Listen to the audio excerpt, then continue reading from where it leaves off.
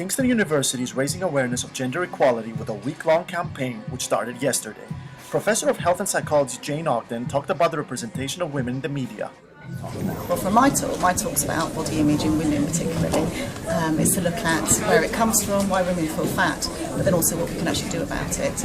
And then particularly focuses on media images and how we can learn to be more critical of those to make us feel better about the way that we feel about ourselves. Broadening one's ideas, one's experiences, because I think sometimes that can be quite narrow. If you've limited in terms of what you've read or your understanding of key concepts and ideas. So I'm hoping that Jane Ogden would have enabled students to kind of think a little bit about how they see themselves. The studies obviously said, women are generally unhappy with their body, regardless of what weight they are. I mean, I know I'm not exactly big, but I'm still unhappy.